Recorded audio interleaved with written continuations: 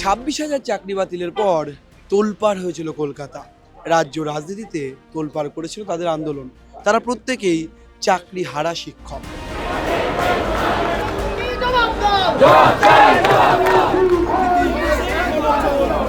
মমতা বন্দ্যোপাধ্যায়ের কাছে আমরা পৌঁছাতে চাই। সেই চাকরিহারা শিক্ষকরাই শুভেন্দু অধিকারী মুখ্যমন্ত্রী হিসেবে নির্বাচিত হয়েছেন। ইতিমধ্যে তাকে পরিষদীয় দলনেতা ঘোষণা করেছেন অমিত শাহ। তিনি শপথ নেবেন রাত পোহালেই। তারা ঠিক কি বলছেন আমরা এই মুহূর্তে সল্টলেকের যে বিজেপি সদর দপ্তর রয়েছে তার সামনে দাঁড়িয়ে রয়েছি, আর সেখানেই চিন্ময়দের দেখা মিলল। চিন্ময়, শুভেন্দু অধিকারী মুখ্যমন্ত্রী, আপনি একেবারে সল্টলেকের সদর দপ্তরের সামনে দাঁড়িয়েছেন। কি দাবি, কি আশা করছেন নতুন সরকারের কাছে? দেখুন, নতুন সরকার আসছে, পরিবর্তনের সরকার। আমরা প্রত্যেকেই চেয়েছিলাম বাংলা আজকে একটা শান্তির জায়গায় পৌঁছেছে, একটা মনের মধ্যে আনন্দ নিয়ে এসেছে যে পরিবর্তন হয়েছে। আশা প্রচুর এখন মানুষের মনে, বেকার থেকে শুরু করে চাকরিহারাদের মনে প্রচুর আশা রয়েছে, আকাঙ্ক্ষা রয়েছে যে ভালো কিছু হবে। আমরা চাইছি, আমাদের চাওয়া পাওয়া একটাই, মাননীয় তৎকালীন বিরোধী দলনেতা শুভেন্দু অধিকারী মহাশয় আমাদের সঙ্গে বারবার দেখা করেছিলেন এবং আমাদেরকে কথা দিয়েছিলেন যে যোগ্য চাকরিহারাদের চাকরি উনি ফিরিয়ে দেবেন।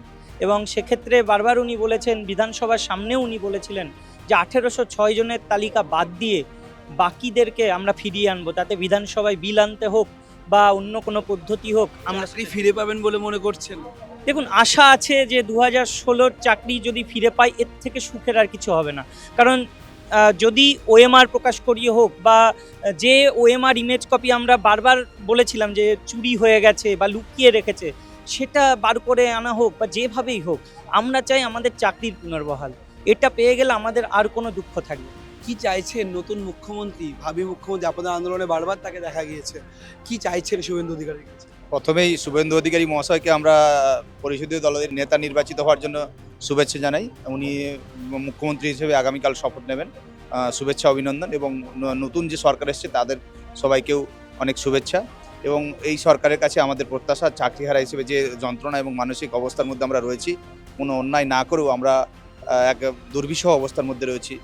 উনি বারবার আমাদের পাশে এসে দাঁড়িয়েছিলেন অতীতে এবং উনি প্রতিশ্রুতি দিয়েছিলেন যে যোগ্যদের চাকরি, যোগ্য শিক্ষক ও শিক্ষাকর্মীদের চাকরি ফিরিয়ে দেওয়ার ব্যবস্থা উনি করবেন। তাতে আনটেন্টেডদের যে লিস্ট, সেই লিস্ট নিয়ে দরকার হলে আশা রাখছেন শুভেন্দুবাবু মুখ্যমন্ত্রী হতে চলেছেন, এই সরকার আপনাদের চাকরি ফেরাবে?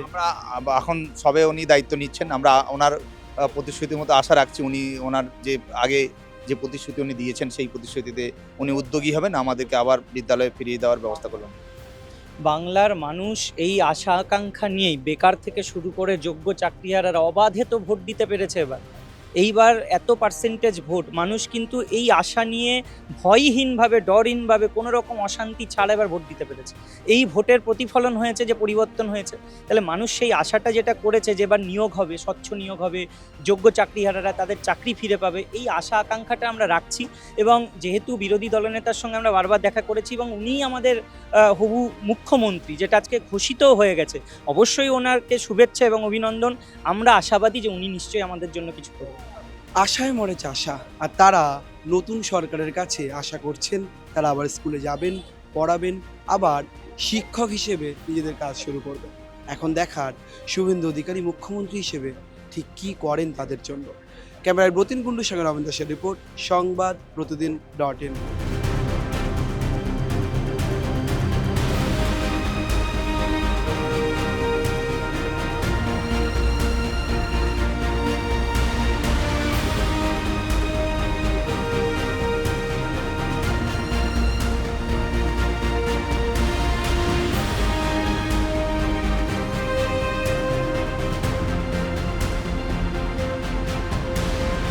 ফলো করুন সংবাদ প্রতিদিন ডিজিটাল।